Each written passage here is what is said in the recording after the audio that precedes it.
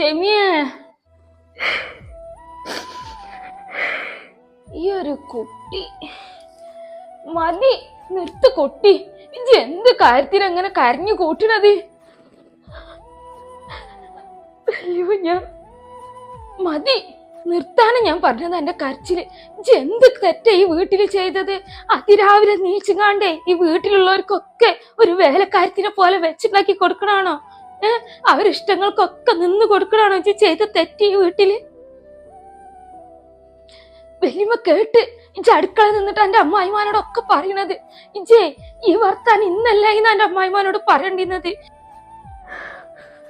കൊറേ കാലം മുന്നേ പറയാന്നുണ്ടെങ്കിലേ ഇന്ന് എനിക്ക് ഈ കട്ടുമിരുന്ന് നൊലോളിക്കേണ്ട അവസ്ഥ വരൂലായിരുന്നു. അത് വലിയമ്മ, ഞാൻ എന്റെ കുട്ടിക്ക് അത്യാവശ്യം വിവരം വിദ്യാഭ്യാസമുള്ള പെണ്ണല്ലേ ഈ എന്റെ അമ്മായിമാന്റെ ഈ ആട്ടും തുപ്പും കേട്ടിട്ടെ എനിക്ക് ഇവിടെ ഇങ്ങനെ നിൽക്കേണ്ട ആവശ്യമുണ്ടോ മോളെ? ഈ കളവി ചോദിക്കണം എന്നോട്. എന്റെ അമ്മയെ കണ്ടവരെ വീട്ടിലൊക്കെ നടന്ന് പാത്രം മോറിയിട്ട് ഉള്ള പൈസ നുള്ളി പെറുക്കി ഉണ്ടാക്കി പഠിപ്പിച്ചിട്ട് അന്നങ്ങോട്ട് കെട്ടിച്ചു വിട്ടത് ഇവരാട്ടും തുമ്പും കേൾക്കാനാ?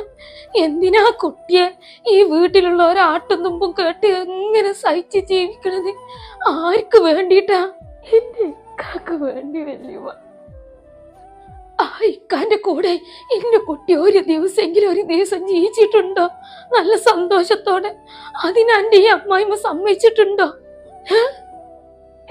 വല്യമ്മ, പക്ഷെ ഒരു ദിവസം ഇക്കാന്റെ കൂടെ സന്തോഷത്തോടെ ജീവിക്കാൻ ഒരാഗ്രഹം.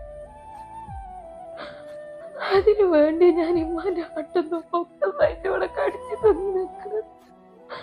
അത്രക്ക് ഇഷ്ടം വല്യമ്മക്ക് ആ മനുഷ്യനെ. പക്ഷെ ഞാനൊരു കാര്യം തീരുമാനിച്ചിട്ടുണ്ട്. ഞാൻ പോവുക ഈ വീട്ടിൽ നിന്ന്. ഇക്കന്നെ എന്ന് കിട്ടിയോ അന്ന് ഉപേക്ഷിച്ചതാ ഞാൻ എന്റെ ജോലി.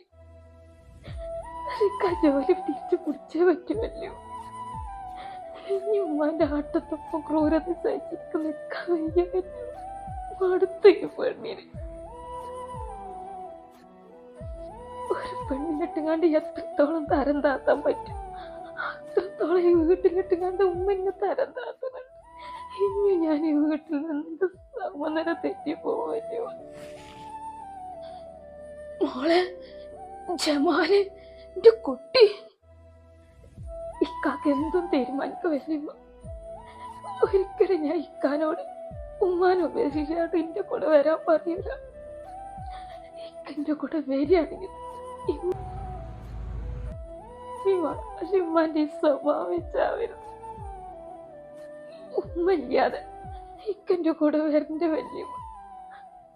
ഉമ്മാന്റെ അടുത്തുനിന്ന് മോനെ പിരിക്കാൻ മാത്രം അത്ര ദുഷ്ടൊന്നുമല്ല ഞാൻ. മോളെ, അതുവരെ എന്റെ കുട്ടി, എന്റെ അമ്മായിമാക്ക് ഏത് കാലത്താ ബോധം വരികയെന്ന് വല്ല ഉറപ്പുണ്ട് എന്റെ കുട്ടിക്ക്? ഇന്നലെ ഈ നാളെ ഈ പെണ്ണിനെ മനസ്സിലാവും. അതുവരെ ഈ പെണ്ണ് കാത്തിരുന്നാളിട്ടൊക്കെയാണ്. ഇനി ഈ പേരേല് സഹിക്കും.